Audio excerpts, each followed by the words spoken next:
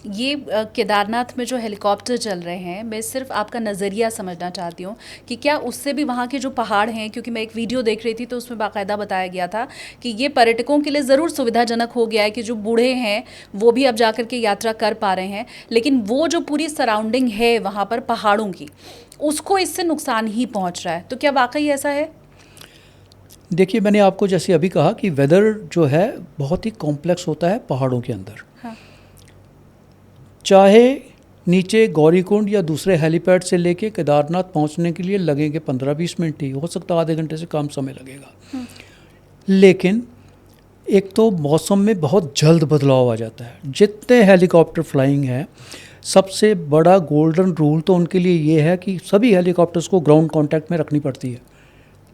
हर किसी वक्त अगर वो फ्लाई कर रहा है, ground contact has to be made all the time. नहीं हो पाता, चांस लिया जाता है, बदलाव इतनी जल्दी होता है, आपके सामने क्लाउड्स एकदम से आ जाते हैं, आप यू आर ऑब्सक्योर्ड कंडीशन उसके अंदर फ्लाई। मैंने देखा है, मैं खुद गया हूँ, जब पैदल गया हूँ नीचे गौरीकुंड से केदारनाथ, और साथ में बगल में जो वैली बनी है उसमें हेलीकॉप्टर भी फ्लाई करते देखे हैं मैंने। और ऐसी कंडीशन आई कि जब क्लाउड्स आए तो आपको जहाज़ तो नहीं दिख रहा, और आई एम श्योर कि जो जहाज़ जो पायलट है उसको भी तो ग्राउंड नहीं दिख रही। तो ऐसी कंडीशन में भी फ्लाई कर रहे हैं। दूसरा, जितने ये फ्लाई करते हैं हेलीकॉप्टर या हमारे जो ये साधन हैं उन क्षेत्रों में, क्योंकि पहाड़ों में हमेशा ये लाइट हेलीकॉप्टर होने चाहिए, आल्टीट्यूड की वजह से आसान रहता है ज़रा।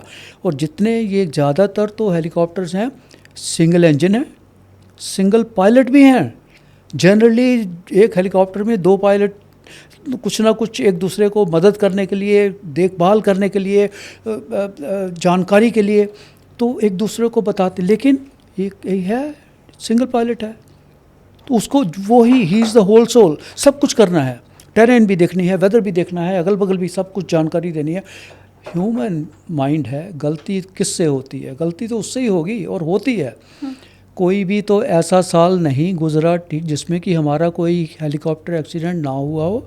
कोई साल गिनाइए इन्हीं सभी क्षेत्रों में जहाँ जहाँ ये सुविधा उपलब्ध है, या इन यात्रा के दिनों में आए दिन कुछ ना कुछ तो होता रहता है।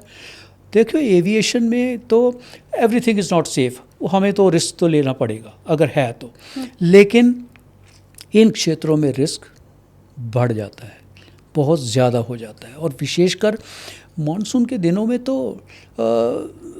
अनप्रडिक्टेबिलिटी, जैसे मैंने पहले कहा, बढ़ जाती है। तो इसलिए आपको ऐसे स्थितियां देखने को मिलेगी कि उसमें there is point of no return. आप बीच में हैं, ना आप आगे जा सकते हैं ना पीछे आ सकते हैं, सो यू प्रेस ऑन। और उस चक्कर में कभी यू डू नॉट नो कि ये हिलॉक जो है तुम्हारे से कितना दूर है, कितना दूर रह गया, लेफ़्ट है राइट है कैसे है। एक्सीडेंट इसीलिए होते हैं। मशीन फेलियर भी होते हैं, उसके कारण भी होता है ज़रूर, इंसिडेंट ज़रूर कम है। टेक्निकल एरर ज़्यादा है, ह्यूमन एरर ज़्यादा है। वो इसी कारण है कि वहाँ वेरिएबिलिटी ऑफ वेदर बहुत ज़्यादा है। जो जो आपके मैनेजेबल सिचुएशन है, that possibly crosses the limit also. Okay, so उसके चलते हमें ये सब देखने को मिल रहा है।